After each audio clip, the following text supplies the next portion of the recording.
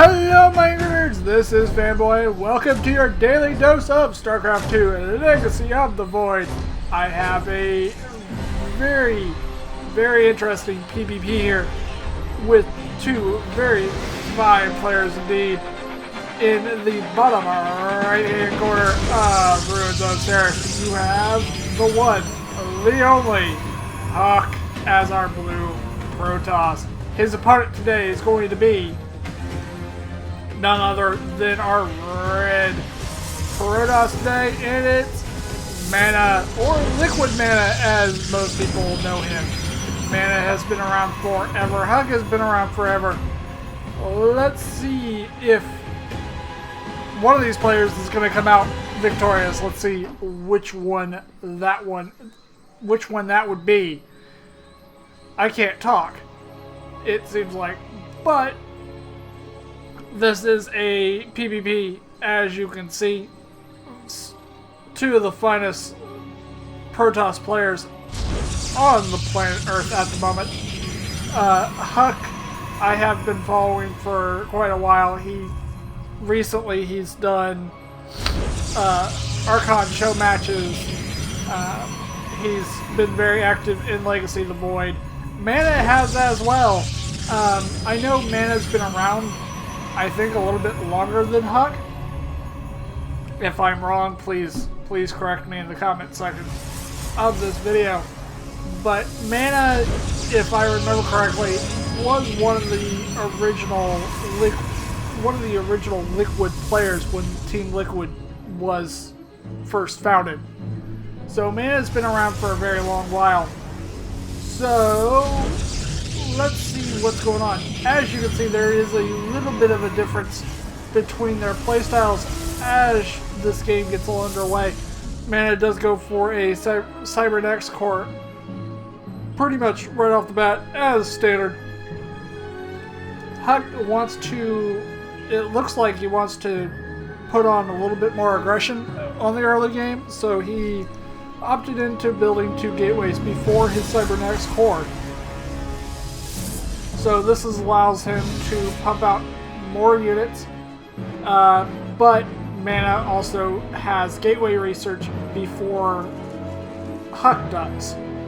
So HuK's going to have a little bit of, basically he's going to have a very small window of opportunity. It looks like HuK just got his mothership core, and so does MaNa. So they're gonna kind of meet like right in the middle of the map.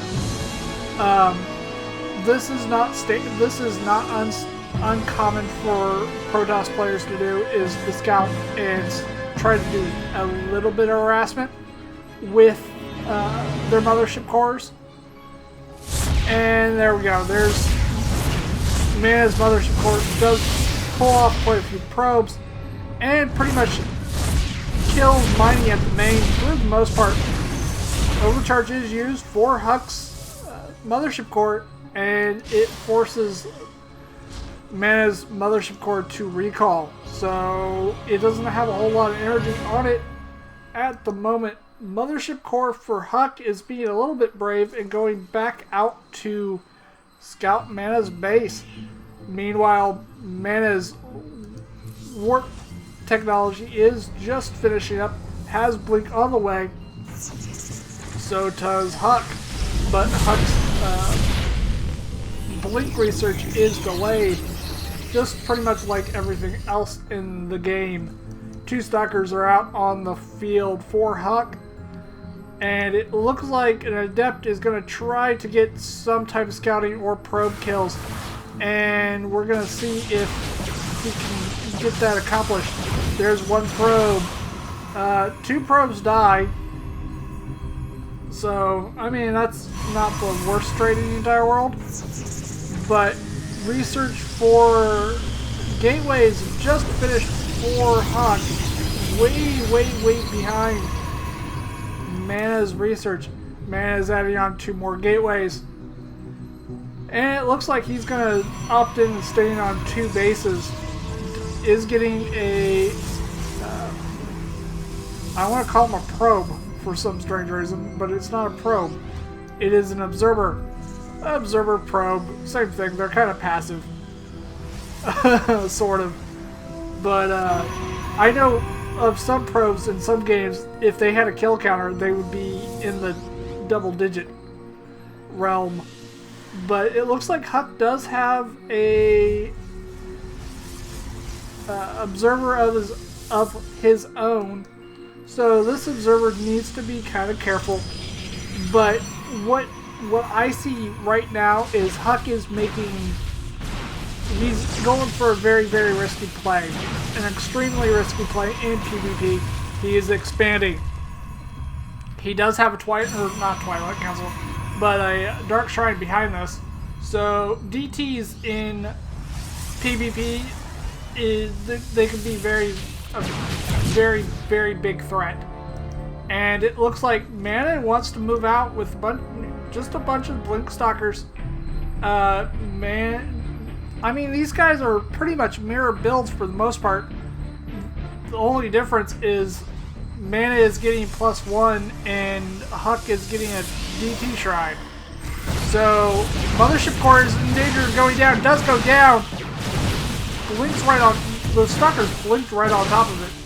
That third is in danger. Oh, no. Blink Stalkers blink into HuK's main. Take out his Warp Prism pretty much immediately. Mothership Core is not here to overcharge. These Stalkers are pretty much not really being challenged. A bunch of Stalkers are caught up on the low ground, and MaNa decides to just chase them down like nobody else's business. HuK's forces are spread out. They don't have the combined firepower as a lot of them could have. But HuK does not want to stop this little aggression that he has going on. Takes out HuK's Mothership Core pretty much immediately again, so no overcharge whatsoever.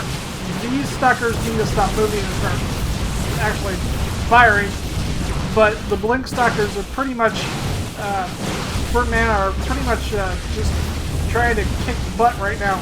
There is an Immortal on the field, but one Immortal against all these Stalkers is just not going to be enough. There is a DT Shrine, so I don't know if there's any DTs on the field at this point in time. And it looks like MaNa is just wrecking HuK's face at this point in time. Mothership Core is here again. Gets off 2 overcharges and then dies for the most part. And it looks like MaNa is kind of defeated. Oh, there are 3 DTs. 3 DTs that are going into MaNa's main. MaNa does have a couple forces back here. Has an observer, so it shouldn't be that difficult. But HuK's third is going down. It will most likely die. And it looks like HuK's already... Well, probe count looks like it's kind of not a void. 48 killed to 3.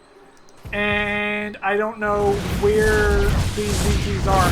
DTs are getting cleaned up at MaNa's main. Meanwhile, there's just a bunch of Stalkers that already have 1-1. And there you go. HuK just said GG and left the game. I'm hoping you guys enjoyed this game. I'm hoping my casting skills are getting a tad bit better. If you like the game, please leave it a thumbs up. It helps me out a ton. If you have feedback for me, positive or negative, please leave it down in my comment section. And if you haven't already, please subscribe to my channel. It helps me out a ton. I will see you guys in the next game. Bye for now.